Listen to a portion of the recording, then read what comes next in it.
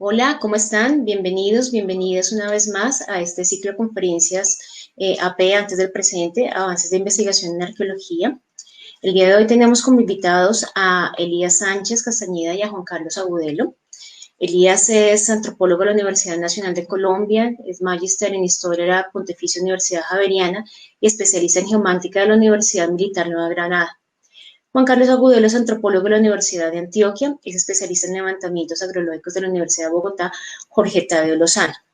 El día de hoy ellos nos van a tocar un tema, nos van a tratar sobre las dinámicas de ocupación y uso del espacio en el pasado de la llanura colombiana, una aproximación al origen de los montículos reportados en Puerto Gaitán.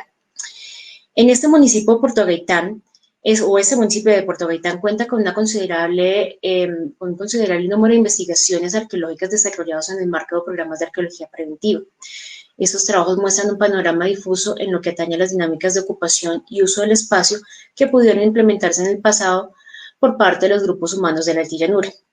Por un lado, la baja densidad de materiales arqueológicos reportados, las referencias de cronistas jesuitas y el registro etnográfico más reciente indicarían que los grupos humanos en el pasado tuvieron una organización social y económica prototípica de grupos cazadores-recolectores. A su vez, investigaciones como la de López de Acosta en 2010, Rodríguez y Vargas en 2018, plantean la existencia de extensas áreas que habrían sido adecuadas para prácticas agrícolas, sugiriendo la presencia de sociedades complejas con características similares a las registradas en regiones como Katanga, el Gabán y el Cedral. Estas hipótesis encuentran asidero en la presencia de montículos que se cree serían de origen antrópico. Sin embargo, no se cuenta con suficientes datos empíricos que permitan determinar el origen o la formación de estos montículos. Teniendo en cuenta estas hipótesis, estos trabajos y estas evidencias y la falta de evidencias, la investigación de Juan Carlos y de Elías buscó entender esas estructuras. ¿Y cómo entender esas estructuras? Pues a partir de su posición geográfica, geomorfológica, caracterización edafológica, el paisaje y la conexión con los materiales arqueológicos, con el fin de obtener los indicadores necesarios para establecer su origen e intentar despejar las inquietudes relacionadas con el uso cultural que se les atribuye. Con esta perspectiva, las preguntas de investigación estuvieron encaminadas a saber cuáles son las características de los montículos y a partir de esto tratar de establecer los indicadores empíricos que pueden ayudar a determinar su origen. Elías, Juan Carlos, muchísimas gracias por aceptar la invitación. Muy buenas tardes. Muy buenas tardes a todos. Muchísimas gracias, Beatriz, por la invitación.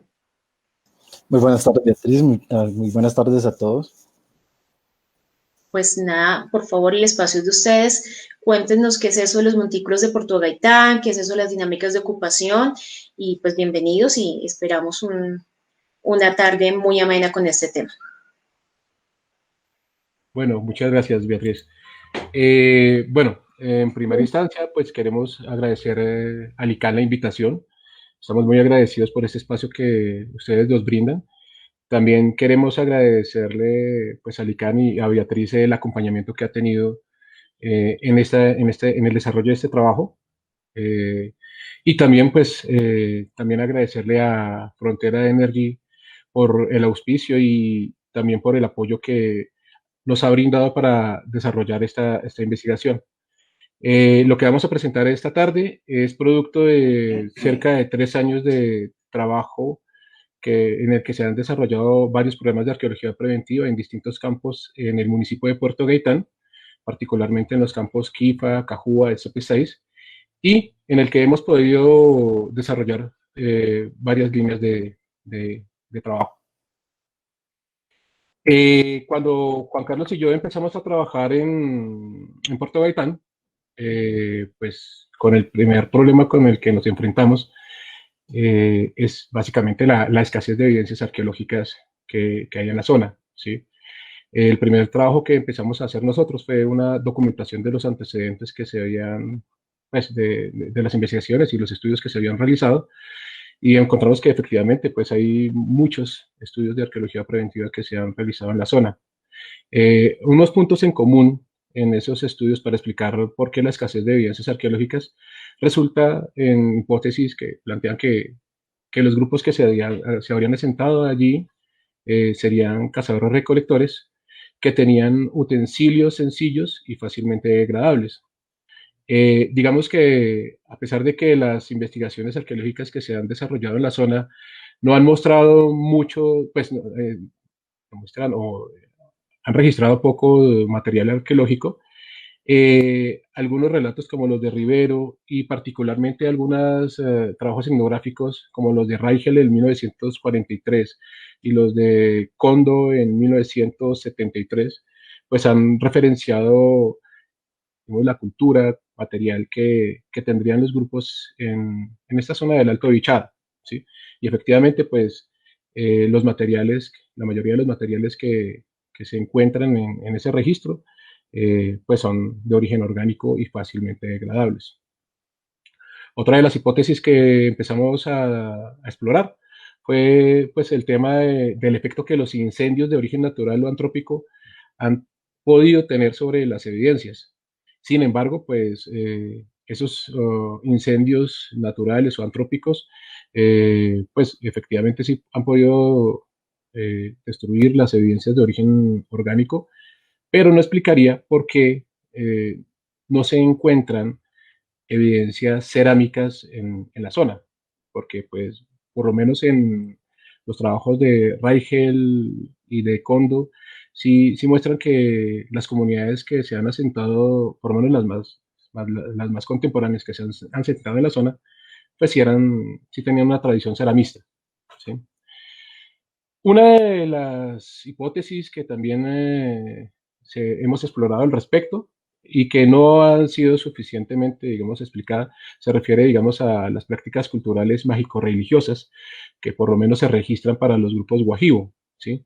En la cual, pues, se puede observar que estos grupos practican abandonos rituales de sus sitios de habitación cuando se presentan muertes y también tienen, digamos, algunos tabús respecto a los esputos y respecto a los desechos que ellos hacen, ¿sí?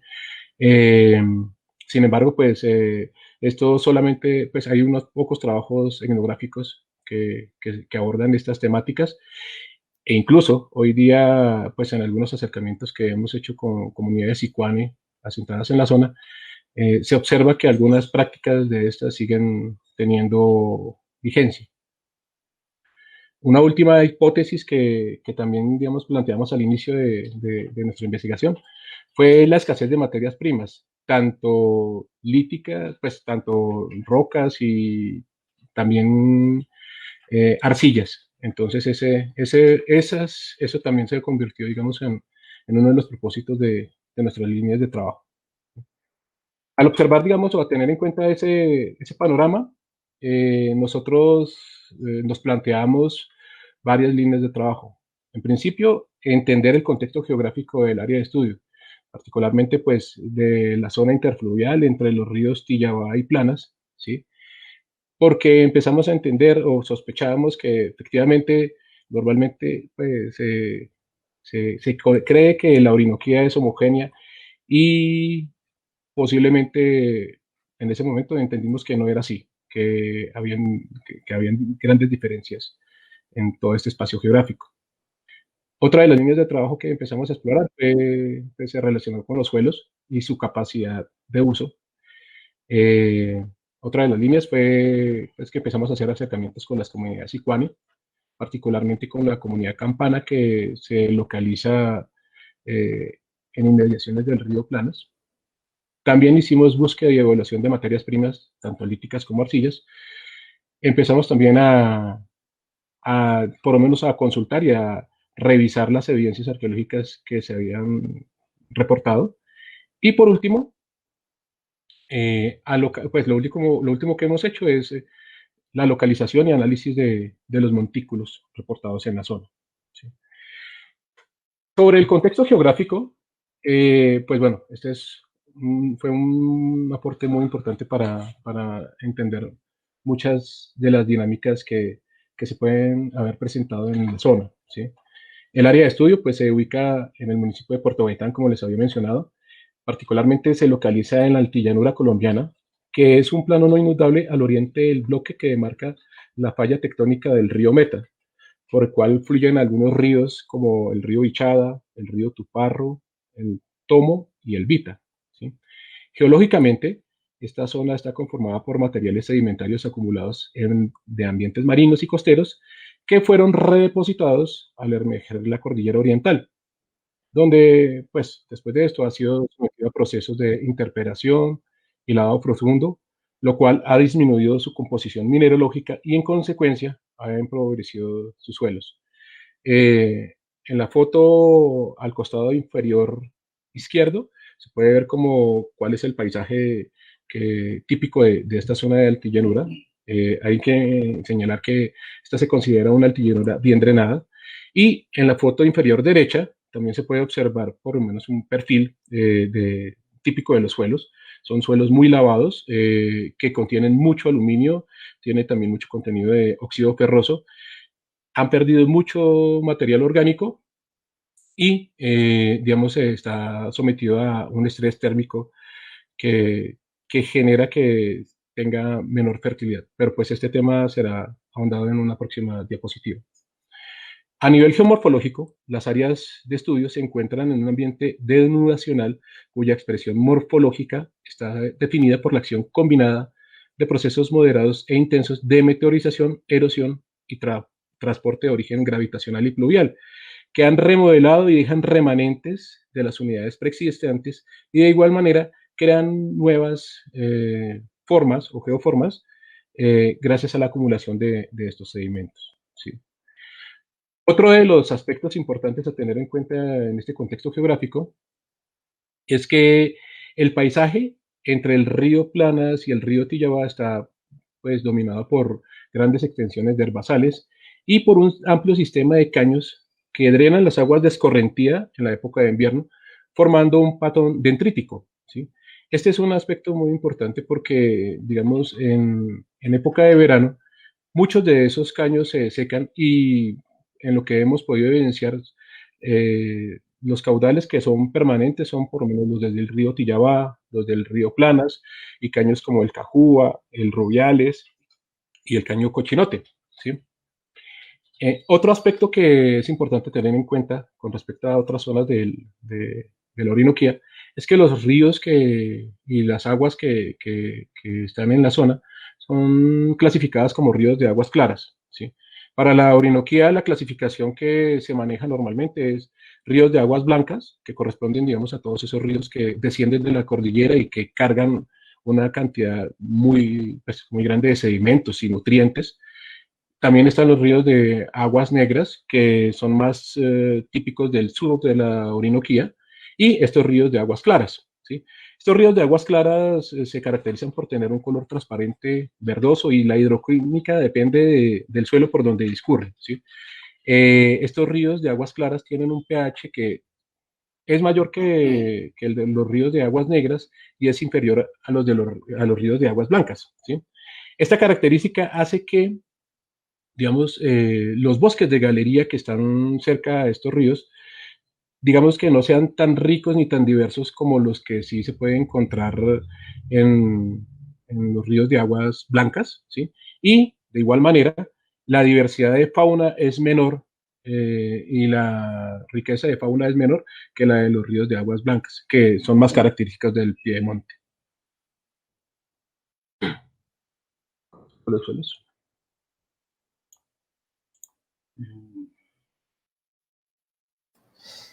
Bueno, con respecto a los suelos, tendríamos que decir que, digamos, este se volvió un aspecto bastante importante a la hora de tratar de explicar la falta de evidencias arqueológicas, pues porque finalmente es un recurso en el que todos los seres humanos basamos nuestra existencia, porque es el que nos permite en cierta medida tener gran parte de nuestros recursos alimenticios. Entonces empezamos a analizar los suelos de la Orinoquía y particularmente del área interfluvial de los ríos Planas y Tillabá, que es nuestra área de trabajo, y empezamos a analizarlos en función de la manera como los suelos se forman. Los suelos, hay que decir que es la función y la interacción de 5 elementos, como son el clima, la geomorfología, el material parental, los organismos y el tiempo. Entonces, la interacción de todos estos elementos son los que nos permiten generar un suelo. En el área de estudio encontramos que las temperaturas medias anuales oscilan alrededor de los 27 grados centígrados y que presenta unas precipitaciones muy altas de 2.375 milímetros al año concentradas en un solo periodo de lluvias, por lo que contemplamos que se trata de un clima unimodal o monomodal. Y esta concentración de lluvias en ese periodo, con un periodo seco intenso y de alto calor, pues es un factor importante que está relacionado con la pérdida del carbono orgánico y con otros elementos y procesos específicos que le ocurren al suelo. Eh, Al analizar el ambiente morfogenético en el que se forman los montículos y en el que se forma el suelo en general en la zona, vemos que está relacionado con un área denodacional, lo que quiere decir que es un área que constantemente pierde materiales relacionados con la erosión, y aunque las pendientes son relativamente no tan fuertes, oscilan entre el 3 y el 7%, pues sí genera y aceleran esos procesos de erosión. A nivel del material parental en la zona, tenemos que son areniscas sobre arcillolitas, que son suelos muy evolucionados, y evolucionados es porque corresponden a una región del país donde los suelos se formaron hace mucho tiempo, tienen muchísimos años, y toda esta cantidad de lluvia que les ha ocurrido durante mucho tiempo, todos estos procesos de humedad y de sequías fuertes, han hecho que se pierdan los nutrientes, que se pierda la materia orgánica, y que se formen algunos rasgos como son la plintita, las costas petroférricas y las concreciones ferrosas.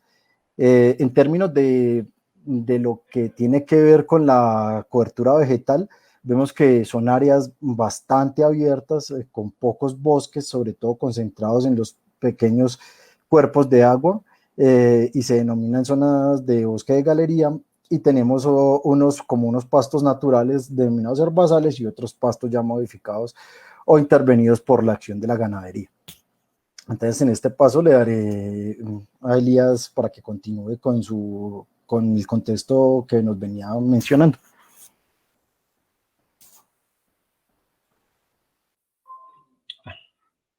Muchas gracias, Juan.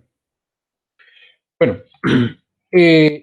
poder entender este contexto geográfico para nosotros era muy importante porque cuando uno espacializa los distintos reportes de sitios o de hallazgos arqueológicos, encontramos que la mayoría de ellos realmente se concentra en el piedemonte de los departamentos del Meta y Casanare, ¿sí? Y que muy poco de ellos están reportados en la Altillanura.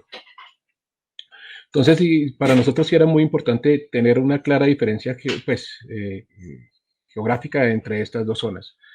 Y encontramos que efectivamente son zonas muy distintas, ¿sí? En la altillanura, pues se encuentran suelos muy evolucionados con una muy baja fertilidad. Existe también en esta zona un déficit de agua durante la época, aproximadamente durante 4 años, 4 meses, perdón, se presenta veranos muy intensos. Las zonas interfluviales son muy extensas, por lo menos si bien por ejemplo el río Tillabá y el río Planas pues se unen para formar el río Bichada, en su zona más alejada, en su zona media, estos ríos pueden tener cerca de 120, 140 kilómetros de distancia.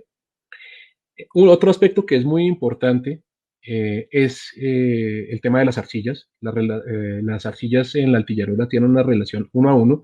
Esto afecta tanto la fertilidad de los suelos, pero también muestra una clara afectación de esto por su plasticidad, ¿sí?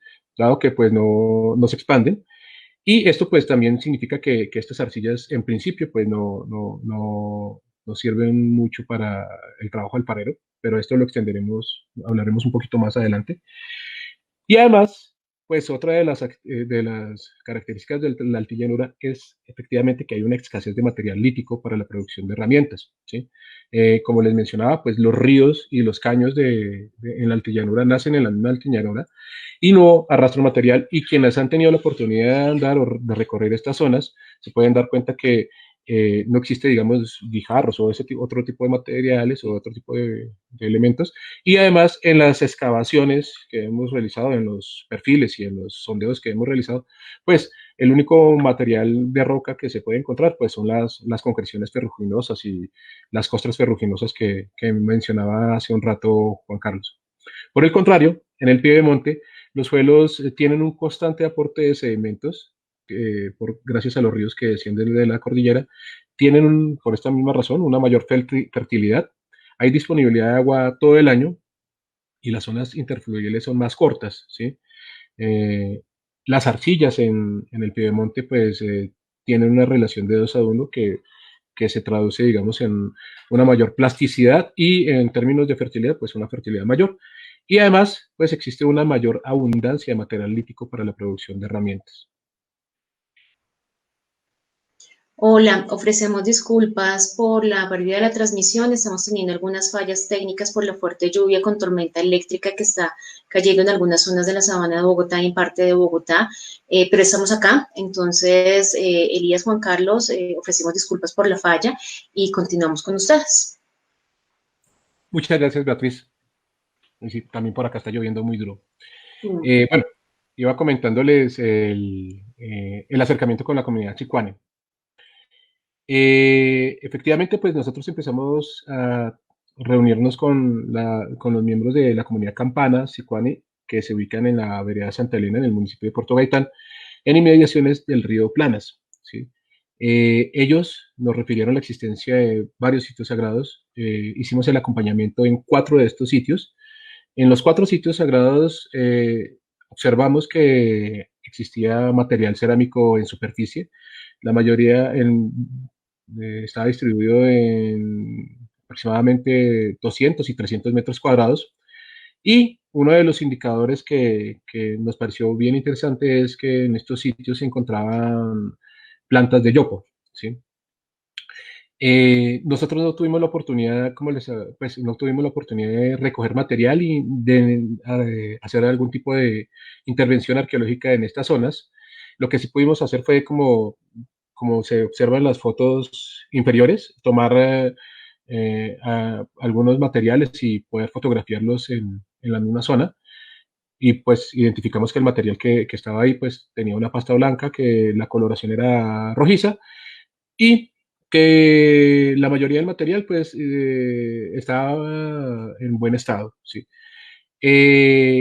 Gracias a los testimonios orales de varios miembros de la comunidad, pudimos hacer la contextualización del origen de los sitios sagrados e identificar las causas del abandono a partir de los relatos orales, ¿sí? Los relatos coinciden en señalar que hasta la década de 1970 muchas familias sicuane vivían a lo largo del río Planas, de esta zona de influencia del río Planas, y que cuando llegaron colonos blancos empezaron a presionar y se generó como un conflicto que a la postre terminó con que estas familias sicuane abandonaran sus lugares y se fueran hacia el Bichada, ¿sí? Después de ese ejercicio que hicimos en campo y pues del análisis de las entrevistas que habíamos realizado, pudimos revisar documentación sobre los conflictos entre blancos y sicuani que se habían dado en esta zona del río Planas, encontrando algunas referencias como las de un texto de Sosa en 1983, donde refiere una masacre importante que se dio en 1970, y que, bueno, estaba muy bien relatada por parte de él. Otra de las líneas de trabajo que seguimos implementando, porque pues con los sicuanes no pudimos seguir trabajando, por lo que le mencionaba, no pudimos seguir haciendo como intervenciones en esas zonas, se refiere a la búsqueda y evaluación de materias primas. Como les había mencionado arriba, pues material lítico que pueda servir como materia prima, pues uno no encuentra ni en los sondeos ni en los perfiles. La mayoría del material que se encuentra corresponde a costras ferruginosas y en los caños no se encuentra tampoco material que pueda servir de materia, pues de materia prima, ¿sí? Lo que sí empezamos a hacer fue también a recoger muestras de arcillas en distintas zonas que nosotros prospectamos y en una primera fase de experimentación buscamos identificar las características físicas de esas arcillas con el fin de evaluar los atributos como la plasticidad y la contracción que permitieran identificar de manera preliminar la aptitud del material para la producción alfarera tradicional. En algunos casos observamos que las muestras de arcillas sí lograban expandirse un 7%, por eso continuamos con un segundo momento de experimentación, en el que utilizamos una mufla y nosotros empezamos a hacer pruebas de cocción de arcillas en atmósferas reductoras con control de temperatura, lo cual permitió obtener datos como color a diferentes temperaturas, textura de la pasta y dureza de los productos cerámicos resultantes, ¿sí? Nosotros planteamos para hacer este control y esta experimentación tres picos térmicos, uno a 400, otro a 600 y otro a 800 grados. Y lo que observamos con las muestras es que el comportamiento de las muestras en los tres picos térmicos fue muy estable. No se presentaron ni estallidos, ni rupturas, ni grietas, ni deformación del material. De igual manera, pues también observamos que los cambios más representativos se dieron fue en la coloración final de las muestras y no se lograron percibir cambios ni en la dureza ni en la textura de la pasta, la cual siguió siendo como muy friable y además pues se partía con mucha facilidad, con bajo esfuerzo mecánico. En términos generales, digamos que toda esta búsqueda y evaluación de materias primas nos permitió plantear que las arcillas que habíamos recogido, y que en general las arcillas de la zona, pues son una buena materia prima y por lo menos para la alfarería tradicional.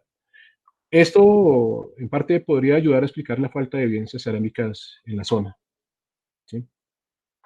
Es que como producto de todas estas intervenciones y todas estas exploraciones, logramos plantear pues dos hipótesis de trabajo. Una es que en las márgenes de los ríos Planas y Tillabá pues se habrían presentado o son más propicias y se habrían dado asentamientos por parte de grupos sicuane y guajivos en el pasado. Las razones, pues bueno, hay una mayor abundancia de recursos, hay una constante de agua, hay una mayor concentración de especies de fauna y flora en comparación con las zonas interfluviales. Hay unos suelos que tienen un mayor contenido de carbono orgánico, una mayor humedad y bueno, finalmente pues los ríos Planas y Tillabá sí pueden servir como vías de comunicación, por lo menos para otras zonas de la Orinoquía como el Bichada. Por el contrario, pues también nosotros planteamos que las áreas interfluviales localizadas entre los ríos Tillabá y Planas fueron utilizadas como áreas de captación de recursos, por el que hay un predominio de la sabana herbácea, los suelos en general tienen una menor fertilidad, hay una menor concentración de especies de flora y fauna. Este territorio pues está sometido a un estrés térmico importante. Hay una mayor concentración de óxidos de aluminio y de hierro, de óxidos de hierro y aluminio en esta zona, y hay una limitada disponibilidad de agua durante el año. Como les había mencionado, las épocas de verano, pues los periodos de verano son muy fuertes. Para el siguiente tema, pues le daré paso a Juan Carlos para que continúe con la exposición. Bueno, muchas gracias, Elías. Entonces, pues continuando con nuestra lógica de trabajo, lo que nosotros hicimos en digamos como en esta línea de investigación, fue abordar las evidencias que se pudieran tener reportadas en los textos arqueológicos. Pues una de las principales limitantes que nos encontramos es que la zona carece de mucha investigación en términos básicos. Realmente no encontramos nada que nos permitiera aproximarnos por lo menos puntualmente en el territorio que nosotros estamos trabajando. Lo que sí tiene es bastante investigación en términos de programas de arqueología preventiva. Para este año se tiene más o menos en las bases de datos del ICANN alrededor de unos 220 informes. Entonces, pues los abordamos en su totalidad. En 12 de estos trabajos encontramos algún tipo de referencia con lo que tiene que ver con algo que se pueda relacionar con evidencia arqueológica. Y lo digo de esta manera porque no todo corresponde a material encontrado durante prospección o excavaciones, sino mucho de ello está relacionado con material encontrado en superficie que incluso los mismos autores han puesto en duda sobre su conexión con el pasado prehispánico.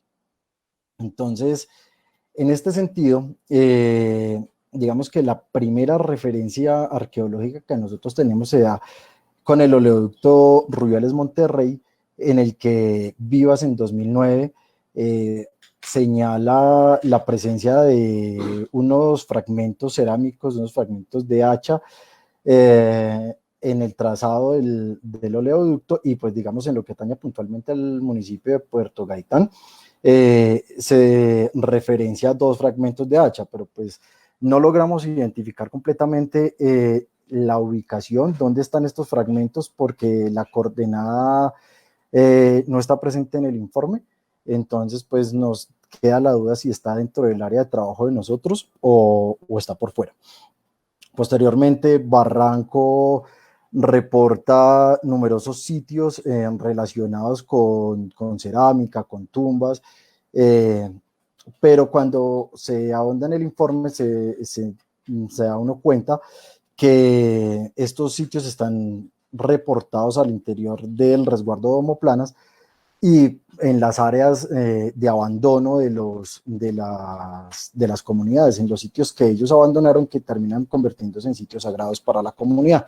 Entonces, estos sitios permite hacerles una vinculación directa con un pasado muy reciente de las últimas décadas, tal vez en los periodos de los 70, como nos lo referenciaba Elías anteriormente. Buitrago y Romero reportan unos horizontes de suelo que ellos consideran que podrían ser horizontes de paleosuelos. Sin embargo, no hay ninguna conexión con material arqueológico. Y posteriormente, en otros estudios se empiezan a encontrar, digamos, lo que vienen a ser las evidencias más relevantes a los montículos, que es lo que reporta López y Acosta para 2010, en un estudio que ellos hacen en unos bloques ahí en el municipio, unos bloques petroleros, y se reportan unos hallazgos en el río Meta, que es una zona bien alejada del área de estudio de nosotros, pero ya hacia la altillanura y puntualmente hacia los ríos Planas y Tillaba empiezan a reportarse una serie de estructuras monticulares que ellos de una manera muy juiciosa georreferencian y logran reportar alrededor de 2.928 montículos de diferentes formas, con diámetros que van desde los 2,70 hasta los 5 metros, y empiezan a tratar de establecer una explicación y una conexión con las comunidades del pasado, y lanzan su primera hipótesis de que pudieron haber sido estructuras que se construyeron con un fin agrícola y de vivienda, y a partir de esta primera hipótesis, que valga pues la pena decirlo, no logra tener una conexión con fragmentos cerámicos o líticos o con algún tipo de evidencia material prehispánica. A partir de esta evidencia se vienen a unir otros investigadores para tratar de dar explicaciones al pasado prehispánico local. Más adelante, digamos que las investigaciones que empiezan a reportar ya algún tipo de evidencia material están relacionadas con los trabajos que hace Rodríguez para 2018, donde ya empieza a encontrar algún tipo de elementos cerámicos, recupera un fragmento a una profundidad de 17 centímetros en un estudio y posteriormente se empiezan a encontrar otro tipo de, digamos, de hallazgos que también están relacionados con un trabajo de Rodríguez para 2019, y es donde se encuentra, yo creo que la colección de material más importante que se puede tener en este momento para la zona, que son 132 fragmentos en un pozo de sondeo con algunos pozos satélites que hizo para comprobación, pero reparta material apareciendo hasta los 90 centímetros. Sin embargo, sobre este sitio puntual solo se tiene el reporte del material y el análisis que ellos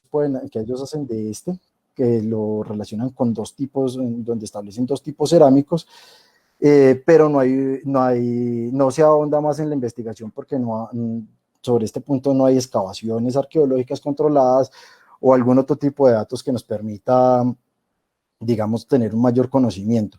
Sin embargo, no deja de ser un hallazgo bastante relevante a tener en cuenta, y además porque digamos que de una u otra manera este hallazgo es el que se vuelve la conexión con los montículos, como que empieza a pensarse que definitivamente sí pudo haber gente en la zona que fabricó esos montículos, pero pues aquí hay algo que tener en cuenta, y es que entre la distancia de los montículos y del caño Chigüiro, puntualmente, que son los que más adelante trabajaremos, y el hallazgo de Rodríguez, pues hay una distancia lineal de alrededor de 40 kilómetros.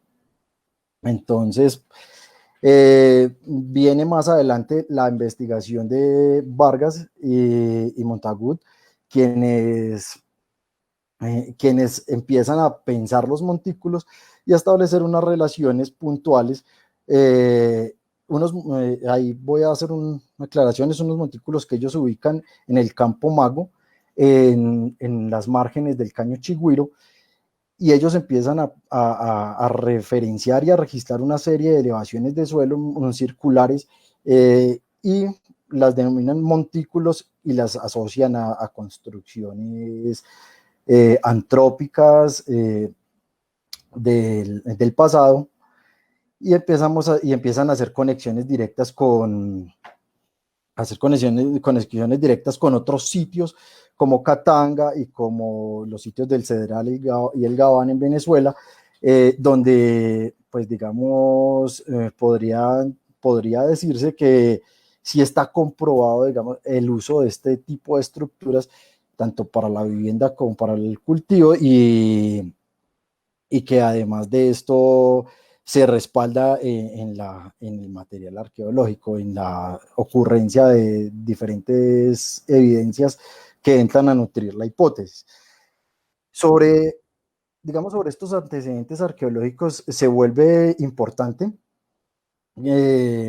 que se empieza a construir una idea de pasado prehispánico en la zona, que lleva a pensar mejor que estaríamos sobre sociedades agrícolas más estructuradas, con un grado de complejidad mayor, en el que se implementaron estas estrategias adaptativas, pero la hipótesis como hipótesis adolece, digamos, del material arqueológico, porque esperaría uno tener una mayor cantidad de evidencias que respalden el hecho de que se estaba cultivando constantemente, y ese cultivo estaba pensado para el sostenimiento de un grupo de relativo tamaño, y que debería estar por lo menos en las cercanías. Digamos que por los antecedentes etnohistóricos y etnográficos, pues se logra establecer que los grupos Sicuani establecen sus áreas de cultivo en cercanías sí a las zonas de río, en los bosques de galería, y a una distancia de no más de 1 hora de camino, regularmente media hora, y lo que se traduce en términos de distancia más o menos entre 4 y 5 kilómetros. Entonces, cuando nosotros hacemos revisamos los 220 informes que reposan del área, no encontramos, digamos, ese correlato arqueológico y tampoco en lo que nosotros hemos logrado establecer. Por eso es que en este mapa lo que queremos es ilustrarles más o menos la distribución de todos estos reportes. En rojo, ustedes van a ver lo que se ha considerado como sitios arqueológicos, muchos de ellos en superficie, muchos de ellos que después se han logrado establecer que son sitios sagrados abandonados, y en amarillo la distribución de los montículos reportados. Hay que tener en cuenta pues también la escala. Si ustedes se ven, hay dos ríos que confluyen, que son el plan hacia el Tillabá. Intentaré aquí con el cursor moverlo y mostrar más o menos. Este sería el río Planas y el de abajo el río Tillabá. En su punto más amplio, entre esos dos, hay alrededor de 140 kilómetros de distancia. Entonces, digamos, estamos hablando de un territorio muy vasto, muy grande, y pues una densidad muy bajita de reportes. Si digamos que ya teniendo esto, se hizo más necesario entrar a analizar completamente los montículos y hacerlo a partir de una herramienta de la agrología, que es el inventario de suelos, y puntualmente usar una técnica que es la calicata para hacer una descripción detallada del perfil de suelos y tratar de entender cómo fueron los procesos de formación de estos montículos. Digamos, estas técnicas agrológicas nos permiten saber la génesis del suelo y poder con eso tener herramientas para interpretar los procesos antrópicos del pasado y del presente. Nosotros realizamos, digamos, la metodología que usamos para el análisis. Bueno, estas se las explicaré un poco más en la diapositiva siguiente, pero digamos que lo que buscábamos con este análisis era entender las propiedades físicas del suelo y las propiedades químicas, y establecer las relaciones espaciales de estos montículos con el entorno, con el paisaje cercano. Asimismo, tratar de identificar atributos que son muy relevantes en el proceso de formación del suelo, como son la pendiente, el grado de erosión que se presenta en el terreno, la pedregosidad, ya sea en el perfil o superficial, los encharcamientos del terreno y los procesos de inundabilidad, y con esto poder hacer interpretaciones hacia la fertilidad del suelo. Nosotros seguimos como es un procedimiento metodológico que fue seleccionar un tramo lineal del río, un tramo pequeño de 500 metros, y hacer unos recorridos para revisar si los montículos que se reportaban por Vargas en 2019 eran un hecho puntual o tenían una serie de repetibilidad en diferentes tramos del río.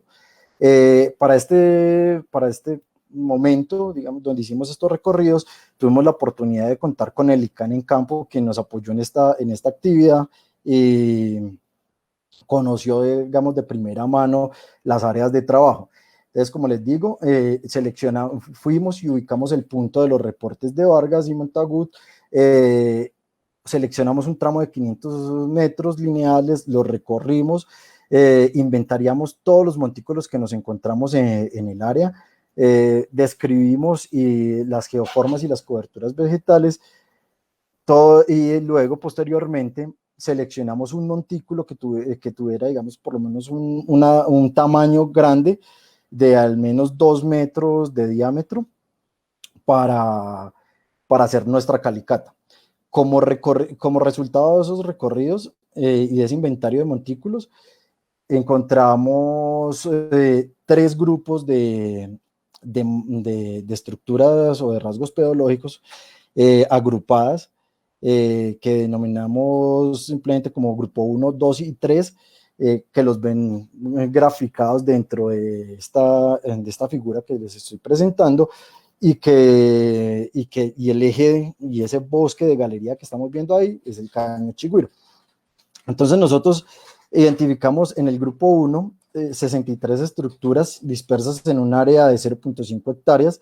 Al igual encontramos en el grupo 2, en un área muy similar en tamaño, 58 estructuras, y para el grupo 3, que es el grupo más al sur, identificamos 25 estructuras de montículos. Como ustedes ven, logramos, entre todas las técnicas que también implementamos, logramos hacer unos ortofotomosaicos a partir de un levantamiento con dron. En esta figura puntualmente trataré de presentárselos en más detalle en la siguiente diapositiva, pero ahí lo que estamos viendo es un meandro del río y si ustedes de pronto logran ver una serie de puntos pequeños, son todos los montículos que tenemos asociados a estos meandros o semimeandros del río. Cuando analizamos, digamos, puntualmente la distribución de los montículos, nos damos cuenta de una característica particular a ellos, y es que los montículos tienen una distribución aleatoria, no tenemos una distribución ordenada, que también debería ser un rasgo importante que esperaríamos encontrar en un terreno o en unas estructuras que se realizaron, digamos, con una intencionalidad de ser cultivos. Aquí hay otro rasgo importante, rasgo importante de estas estructuras, y es el tamaño. No todas tienen el mismo tamaño. Estamos hablando de que tenemos estructuras de 2 metros de diámetro, pero tenemos estructuras de 20 centímetros de diámetro, y las alturas son variables también. Entonces estamos hablando de que pueden alcanzar el 1,5 metros de altura, pero también los 20 centímetros de altura. Entonces no es claro porque, o sea, si estaríamos preparando un terreno para un área de cultivo, nosotros esperaríamos que encontrar al menos cierta regularidad de las formas. Igual entendemos y entra en el análisis la variable de que con el tiempo dichas formas puedan erosionarse y perder alguna de sus características formales o de tamaño, pues no habría, eso no explicaría de todas maneras el hecho de que haya unas diferencias tan grandes entre estructuras de 2 metros y estructuras de 20 centímetros. Cuando hicimos la calicata para el análisis del perfil del suelo puntualmente, y ya entrar a establecer el proceso de formación mismo del montículo, se escogió que estuviera en una zona céntrica de las agrupaciones, que no estuviera, digamos, pues para que fuera más representativa, que no fuera una forma lateral. Entonces, el terreno que estuvimos ubicados está relacionado con una pendiente muy suave de 0 a 3% de inclinación, en una forma cóncava, que esto es un atributo importante, pues porque porque todos los montículos estaban en esta misma forma de terreno, y esto pues nos habla de encharcamientos. La cobertura vegetal que los dominaba eran los pastos, con algunos árboles de mediano y gran porte dispersos, pero de todas maneras seguía siendo un área muy expuesta digamos, al clima y al sol. No era un área resguardada dentro del bosque, sino un área abierta. Una característica muy importante del área, y es que pese a que era un terreno plano, contiguo a él venía una pendiente relativamente más pronunciada, de un 7%, que quiere decir, que lo que quiere decir es que ahorita les decíamos que la zona se considera como una zona denudativa, o sea, donde hay mucha erosión, pero adicionalmente esta zona puntualmente de los montículos se considera deposicional, y deposicional básicamente porque es plana y está seguida de un terreno inclinado, que es el que pierde material, y la zona plana es la que gana. Entonces, al hacer la descripción de nuestra calicata, encontramos 3 horizontes de suelo claramente identificables, con continuidad en el proceso de formación, en tanto características de color, de textura, de estructura, con límites entre horizontes difusos, nada, sin cambios abruptos, nada de disrupciones en el terreno. Para nosotros era muy importante poder establecer si podíamos encontrar el nivel original o el nivel base de toda la forma del terreno, y podíamos establecer una diferencia con la acumulación de tierra, con la forma de los montículos. Entonces, pero eso no lo vimos, eso no fue una característica presente, digamos, en el perfil que analizamos. Taxonómicamente, logramos establecer que estos montículos, digamos, presentan un suelo que se puede clasificar como un acrudox de la familia francafina y su hipertérmica, y pese a que el término suene muy rimbombante, lo que nos está diciendo es que es un suelo que está ubicado en un ambiente, en un clima caluroso de más de 27 grados centígrados, por eso de su hipertérmica. Francafina nos habla de las texturas del suelo que podemos encontrar, que pueden ser francosas, que pueden ser franco-arcillosas o arcillosas. Eso en cuanto a familias texturales. Y el término de acrudox nos está hablando de un orden de suelo, principalmente esa terminación dox, que quiere decir oxisoles.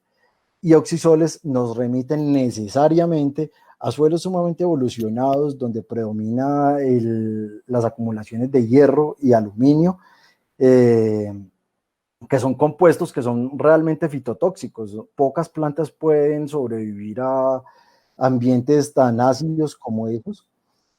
Y fuera de esto, el hecho de que vamos a tener una capacidad de intercambio catiónica, que es una característica importante que mide la capacidad que tiene el suelo para intercambiar iones positivos con las plantas o para retenerlos.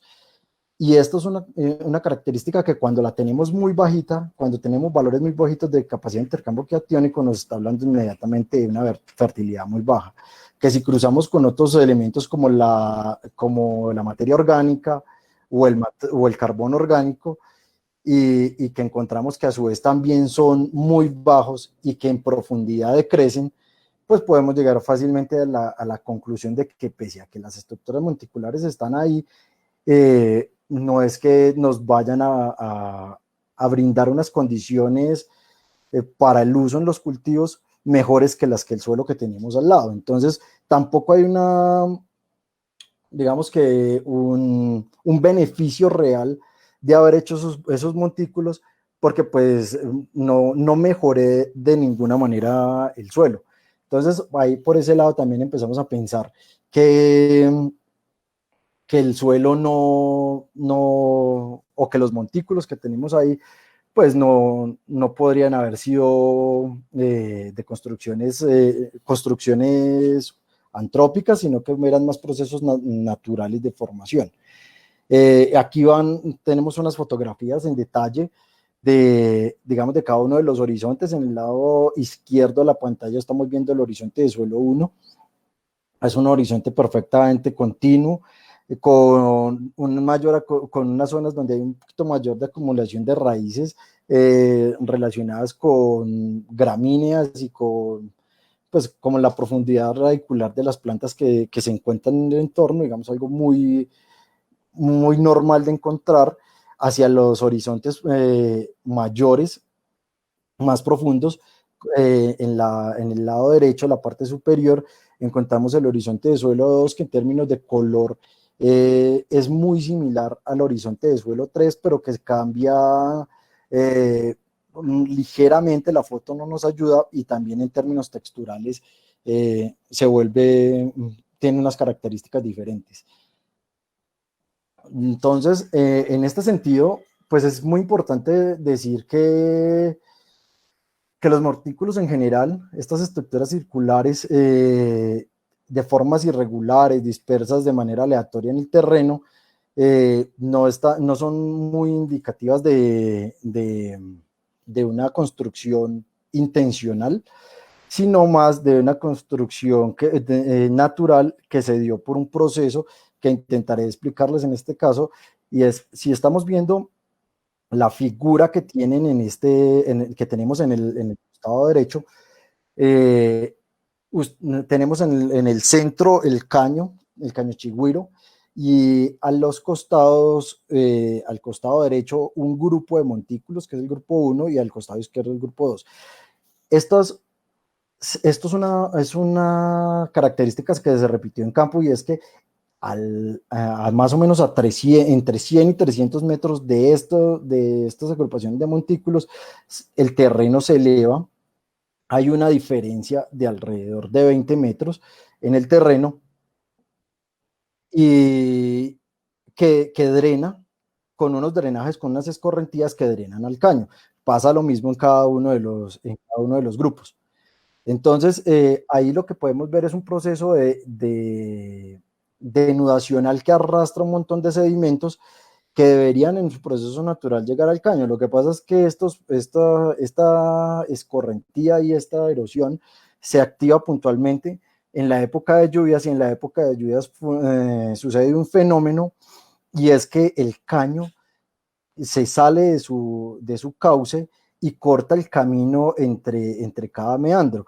Entonces, lo que genera son unos planos de inundación alrededor que se convierten en un freno hidráulico para todo el material que viene bajando de la falda de la ladera, o digamos de la pendiente, pese a que no sea muy fuerte, pero viene bajando una gran cantidad de material que no logra llegar al cauce del río, sino que se queda retenido. Pero y fuera de eso, el río nos aporta en otra dirección otra serie de sedimentos, aunque en menor medida, pero que son los que transporta el mismo. Esto, cuando el nivel de las aguas decrece, cuando pasa la temporada de lluvias y cuando se llega al nivel base del río otra vez, las aguas se retiran y el material que estaba retenido empieza a hacer su viaje, su tránsito hacia el cauce. Mucho de este llega al cauce, pero mucho otro se queda retenido en el área adyacente, particularmente por las gramíneas, por los pastos que hay en el área, y empieza a formar algunos topes circulares, que es lo que nosotros vimos en campo y se vio representado por los montículos tan pequeños de 10 centímetros, 20 centímetros, que con el tiempo y con la sucesión de este proceso a lo largo del tiempo van ganando tamaño. Y creemos nosotros que esa puede ser una de las explicaciones de por qué se forman estos montículos, y por qué nosotros nos atrevemos a decir que estos montículos son de origen natural. En la figura siguiente vamos a ver que el río presenta en sus costados una diferencia, digamos, en color de los suelos.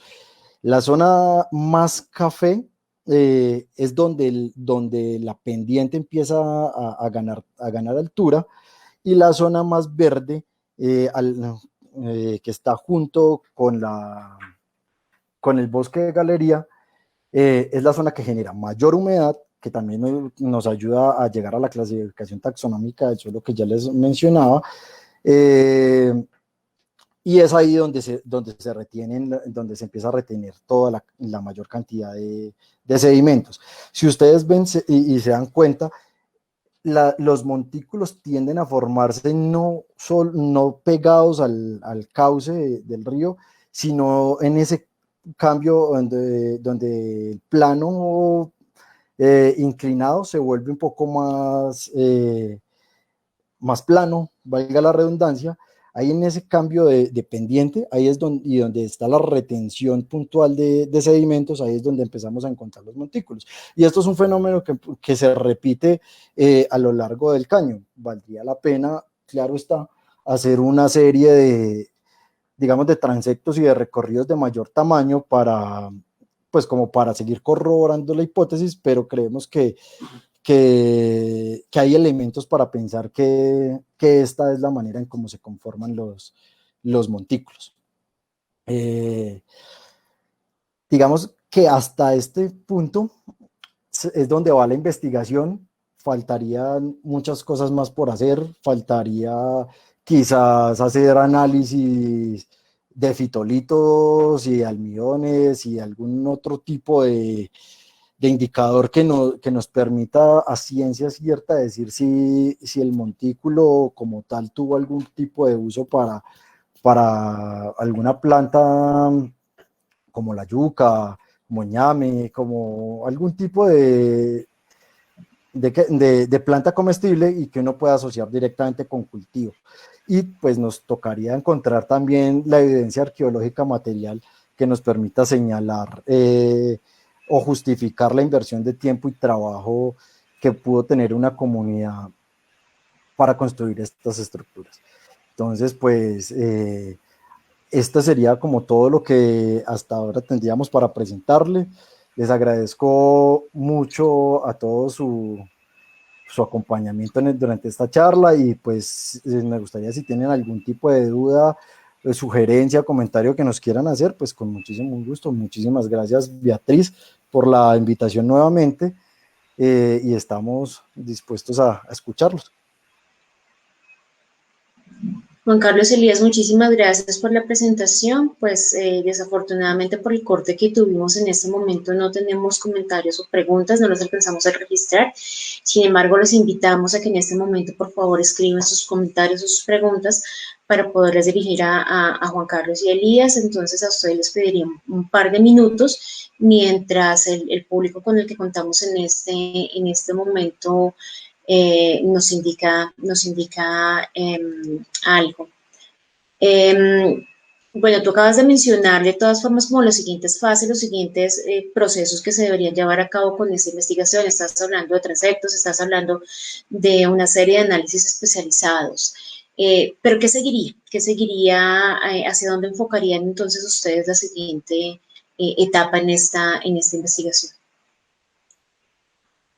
Pues básicamente, como pues ya más o menos lo estaba sugiriendo Juan Carlos, la idea sería seguir haciendo, digamos, intervenciones en los montículos, tomar muestras para hacer pruebas de fitolitos, de polen, ¿sí? Para identificar eh, pues, evidencias de cultivo de plantas en estas zonas. Y otro de los trabajos que estamos próximos a realizar es seguir haciendo, digamos, estos transeptos y apoyándonos con imágenes de dron, hacer, digamos, corroborar si las hipótesis sobre la formación de los montículos que estaba mencionando Juan, pues si esas mismas características se mantienen, ¿sí?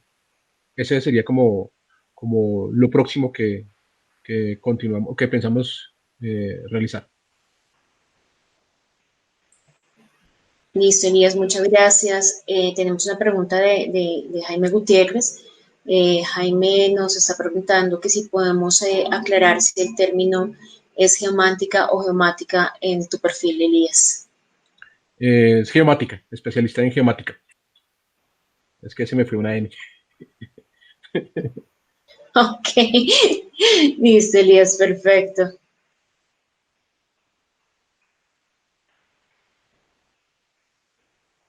Bueno, seguimos revisando qué qué otras inquietudes y otros comentarios tienen las personas que nos están viendo en este momento. Tenemos una audiencia más o menos de unas 30 personas. Me están comentando por acá.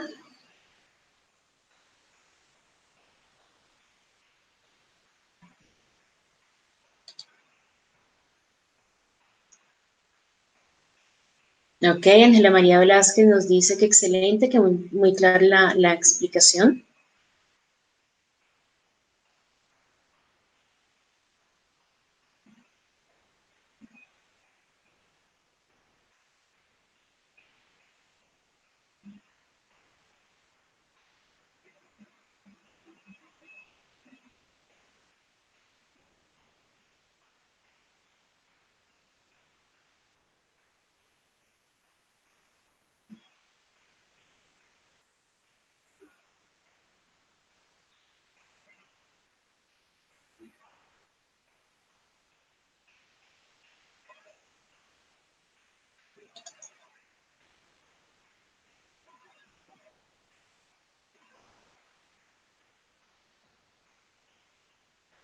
Bueno, ya se están empezando a animar a escribir.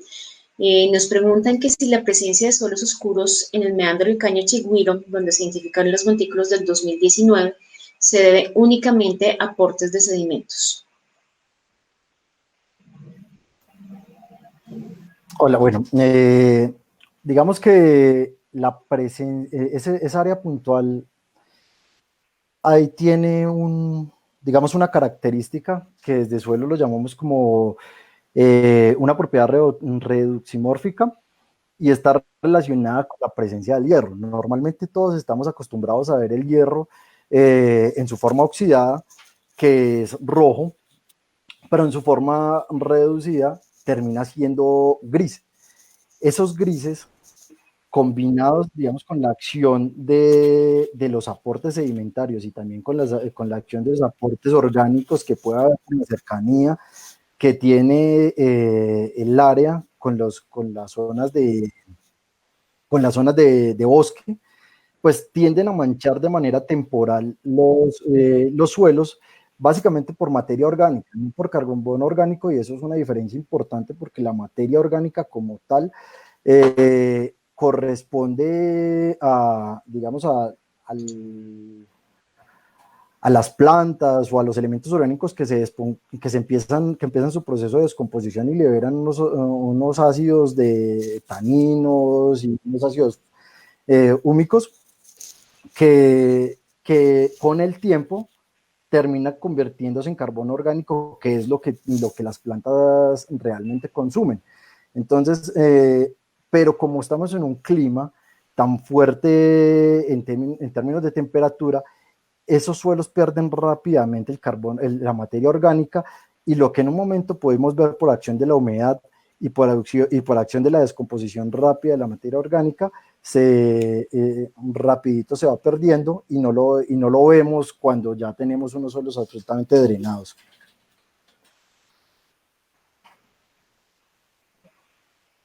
Ok, Juan Carlos, muchas gracias. Catherine Montagut dice que es excelente que se haya podido realizar la comprobación de las hipótesis o de la hipótesis propuesta.